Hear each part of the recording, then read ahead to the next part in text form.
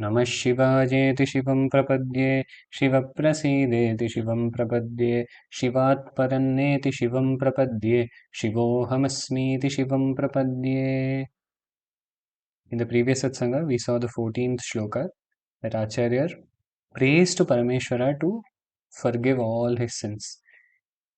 He says, I have been wasting my entire life doing other things without focusing on worshipping you, and that is probably the greatest mistake that I have made.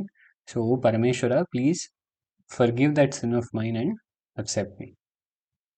And in the next shloka, Acharya says, Upeksha no chet kim naharasi bhavadhyana vimukham durasha bhuyishtam vidhilipimashakto yadi bhavan shirastadvaidhatram nanakhalu suvrittam pashupate katham va niryatnam karanakha mukhe naivalulitam.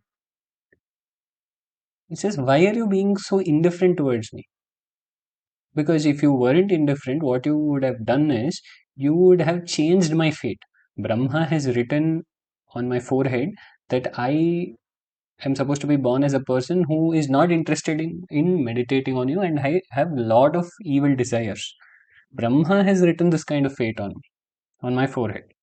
That I will be born as a person who is not interested in satsanga, who is not interested in Vedanta, who is not interested in bhakti, and his mind is just filled with evil desires. Now, knowing that I'm like this, why don't you change my fate? Because you have the power to do everything. You are that person who can change anybody's fate. And for this, he speaks about one story that is mentioned in the Shiva Purāṇic. One particular day, Brahma and Vishnu, they have an argument. They start discussing who is greater among the two. They're not able to figure this out. The discussion turns into an argument, the argument turns into a fight, and by the time you know it, all the devas are shivering, because if a fight breaks out between Brahma and Vishnu, then all of creation, the entire world will be in trouble. So they all run to Parameshwara, and he says, okay, fine, I will sort this out, and he manifests there. And how does he manifest? He manifests as an infinite column of light, an infinite pillar of fire, of light.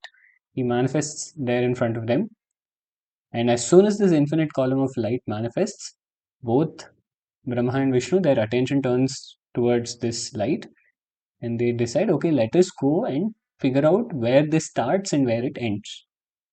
Let us try to find the beginning and end of this light, because for as far as we can see, it doesn't have a beginning or an end.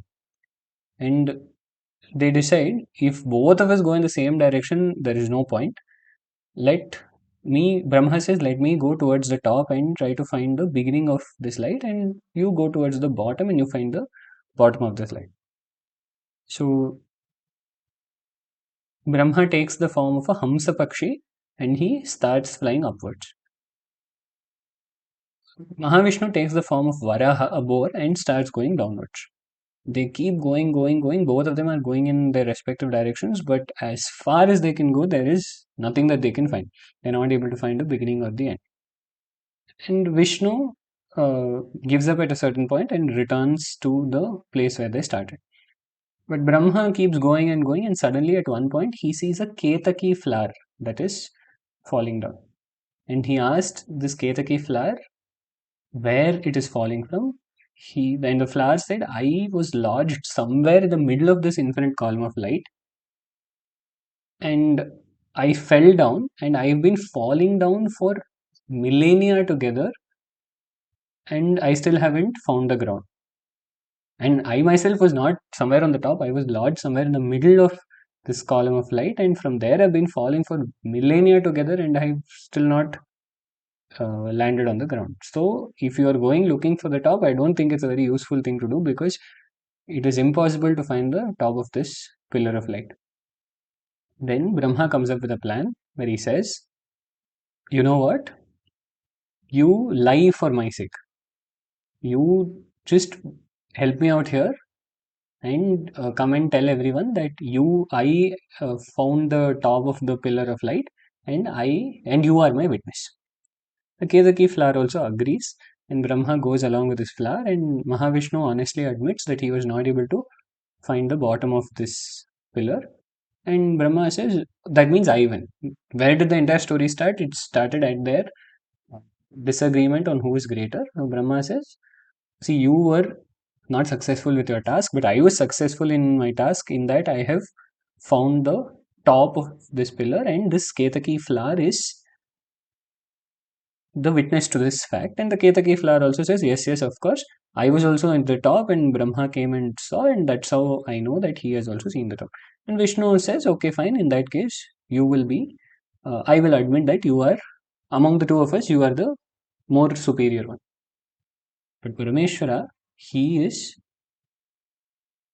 enraged by this, and he manifests there. And the moment he manifests, then Brahma begins to shiver. First, Parameshwara looks at Vishnu and says, I am very pleased with you. I am extremely happy with you because you have been truthful. So, from today onwards, you will be worshipped with a spot equal to mine.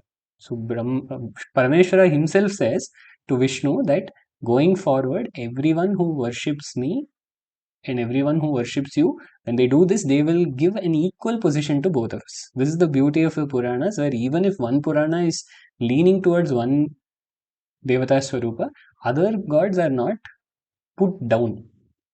Here, why in the middle of Shiva Puranas should Shiva himself come and say, O Mahavishnu, you will always be treated as equal to me? It is to show this Advaitic truth that all Devata Swarupas are the same. And now he turns towards Brahma. We know Brahma as Chaturmukha, the one having 4 faces, but initially it is said that Brahma had 5 faces. 4 faces which represent each of the Vedas, and then a 5th face which represents ignorance. And it is this ignorant face that lied and said that I have found the head of Parameshwara, or I have found the top of this pillar of light. So what Shiva does is, he with his little finger's nail, not even the little finger, just with the nail of his little finger, he plucks out that 5th head of Brahma. And he also gives him a curse that because of this lie that he uttered, he will not be worshipped anywhere. That is, he will not be worshipped in temples. And this entire incident, Acharyar, in the Dasha Shloki Stuti, he summarizes it in one shlokam and says, Shaurim Satyagiram Varaha Vapusham Padambujadarshane Chakreyo Dayaya Samasta Jagatam Natham Shiro Darshane Mithyavachamapujyameva Satatam Hamsaswarupam Vidhim Tasmin Me Hridayam Sukhena Ramatam Sambe Parabrahmani. At Vishnu, he took the body of Varaha and went for a darshanam of your feet, padambuja darshane. And on the other hand, Brahma took the form of a Hamsa and went for Shiro darshane. And then what happened? Mithyavacham apujyam eva satatam Hamsa swarupam vidhim. Because he lied about seeing the top, he became apujya. He became someone who is not worthy of being worshipped in a temple. Tasmin me hridayam sukhena ramatam sambe parabrahmani. May my heart always reside in that Sambhu Parameshwara who manifested as that column of light. And now once this head of ignorance was plucked away and it was thrown away, then Brahma's pride is shattered, his ego is shattered, and he does a stuti of Parameshwara where he says, Adyantahina vapushi tvayi moha buddhya भूयान् विमर्श इह नावति कामनोत्थः सत्वं प्रसीद करुणाकरकश्मलं no मृष्टं क्षमस्व विहितं भवदैव केल्या. He says, O Parameshwara, you do not have a beginning or an end. And everyone who is looking to find out the beginning of you or the end of you is just doing so in ignorance, because you are that Brahma Tattva, that Parabrahma Chaitanya, which does not have a beginning or an end. And it is this form of Parameshwara that we meditate on in the beginning of Sri Rudra Prishnam. Apatala Nabhastalanta Bhuvana Brahmandama Vispurajyotihi. He is that light which extended beyond the heavens and beyond the Patala Lokas. So we have to realize that Parameshwara is that Tattva which has no beginning or an end, which has no top or a bottom. He is all pervasive. He is everything. He is in everything. He is outside everything. Isha Vasyam Idam Sarvam Yatkincha Jagatyam Jagat. Upanishad says everything here is permeated by that divine presence, by Bhagavan. So when he is all pervasive, where is the beginning and where is the end? And then Brahma says, "Oh compassionate one, hey Karunakara, please forgive my sins. Just by seeing you, I feel that my sin of being saying a lie and being untruthful has been washed away. And I also know that all of this is your Leela. Vihitam bhavataiva kelya. I know that all of this entire incident that happened is your Leela. And this is what we have to understand. Vyasacharyar himself in the Brahma Sutra says, Lokavattu Leela Kaivalyam. This entire world, what is it? Everything that happens in the world, it is a play of the divine. Everything that happens in this world is happening as per Ishvara Ichha, the will of Parameshwara. This we have to realize. I've heard a very beautiful example for this. When you look at an embroidered piece of cloth, let's say an embroidered handkerchief, when you look at it from the top, it looks very beautiful. But when you look at it from the bottom, it looks absolutely chaotic. There is no design that you can figure out, but from the top, it looks very beautiful. Similarly, when we look at life, when we look at the world from our own perspective, it might look like it's an absolute chaos. But for Bhagavan, when he's looking from his perspective from top, it is a beautiful design. Bhagavan has designed our life so beautifully that only he gets to see the real beauty behind it. And when we look from our perspective, it looks like it's a mess. So here Brahma realizes this and he prays to Parameshwara to forgive his sins, and Parameshwara being the Karunakara, as Brahma says, the most compassionate one, he says, okay, even though you will not be worshipped in temples, in all yajnas, you will be given a prominent position. In all yajnas, there is a person who is assigned as the Brahma. What is he supposed to do? He is supposed to just sit there and not do anything and closely observe if people are doing everything correctly. So he is not the person who gets involved in the performance of the karma itself. He is someone, usually the most qualified person sits as Brahma, because he should be able to observe everything and tell whether or not everyone is doing all their jobs correctly. So he should be more qualified than every person who's doing their respective jobs. So that sthana, that highest position in a yajna, is given to Brahma because he finally realized his mistake and he prayed for forgiveness from Parameshwara. Shiva Puranam says after this happened, Vishnu and Brahma, they both performed worship of Shiva, and that night came to be known as Shivaratri. And the first day on which Bhagavan appeared as that column of light, that day is what we celebrate as Arudra Darshana. And these are the two most important festivals of Shiva. And the place in which Bhagavan appeared, the Puranam says, Analachala Sankasham Yadidam Lingamuthitam Arunachalamityeva Tadidam Khyati Meshyati.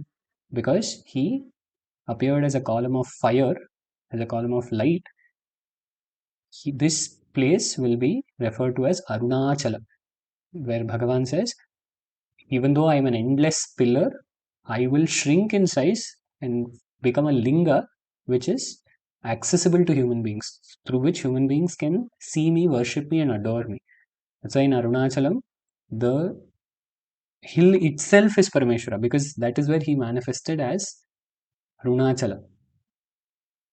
A lot of people who live in Tiruvannamalai go to the temple very rarely because the hill itself is Shiva. The hill itself, that infinite column of light, appeared as a hill or continues to appear as a hill so that all of us can go around, do Giri Pradakshinam and see that same Parameshwara whom Brahma, Vishnu and all the other Devatas saw.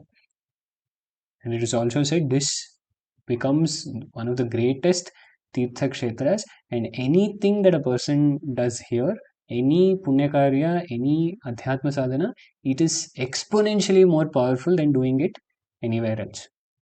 And in the shloka, Acharya says, why did he mention this particular incident?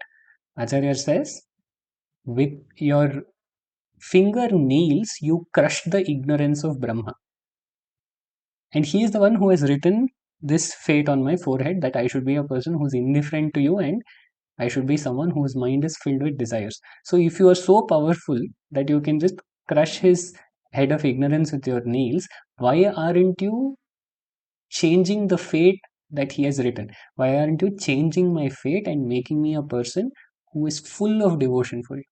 And this is how all bhaktas ask, because bhaktas know that they cannot claim to reach Bhagavan through self efforts. They are saying, the greatest para bhaktas are saying, I am someone whose mind is full of desire. So, Parameshwara, through my self effort or through my qualifications, I cannot attain you. So, you please give me that bhakti. That is the purport of this shloka. It is to ask Parameshwara to give us that bhakti for him. Avanarulale avantal vanangi. Manikyavachakar says, it is by his grace alone that we can even do bhakti. So Acharya says, oh Bhagavan, please give me that kind of bhakti in my heart and lift me up from this samsara.